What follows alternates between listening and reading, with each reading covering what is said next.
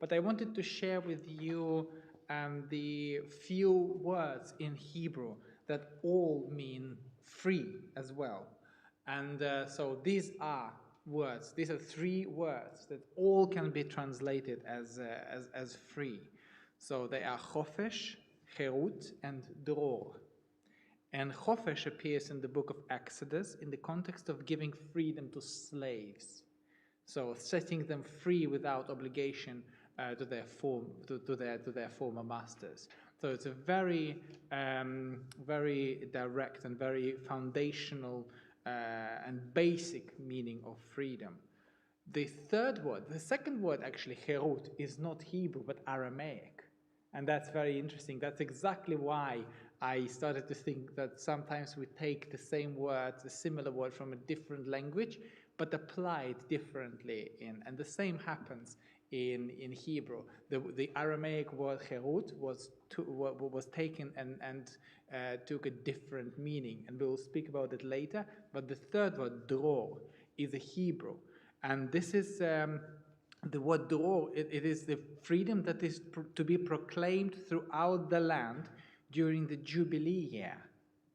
So this is a freedom that comes as redemption, as redemption, and the fundamental principle of all the land, that all slaves once in generation have an opportunity to get to be free. And this word is a principle of giving people a chance to be free. So the most famous appearance of the word cherut, the Aramaic word, comes from the rabbinic literature.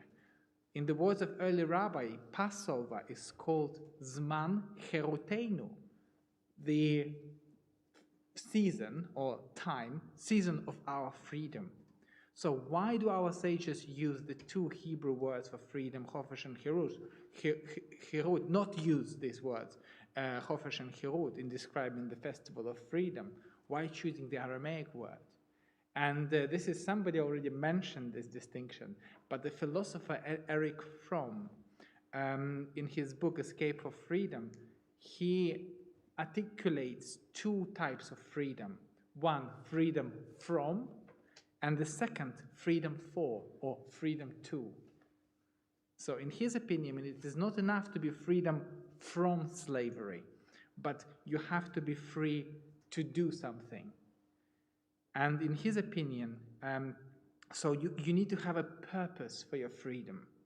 The freedom for the freedom itself is not enough. You need to sell a sense of mission.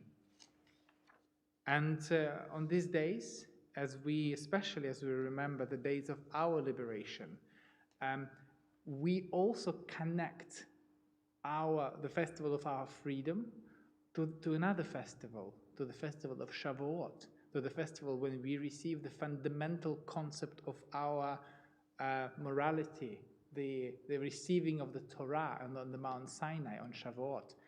And the two festivals, Pesach, is about maybe freedom, or when we set free from slavery, but it's not enough.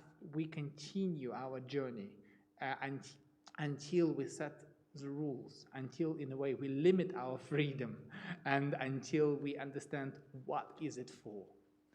And in this time, we hope that not only our nation, but all nations will have a similar journey. And we hope that all nations and peoples will find their freedom, but not only freedom from, but the reason why they need it, and the sense of mission. Ken yehi ratzon b'mhera b'yameinu. May this be God's will, and may it happen soon in our days.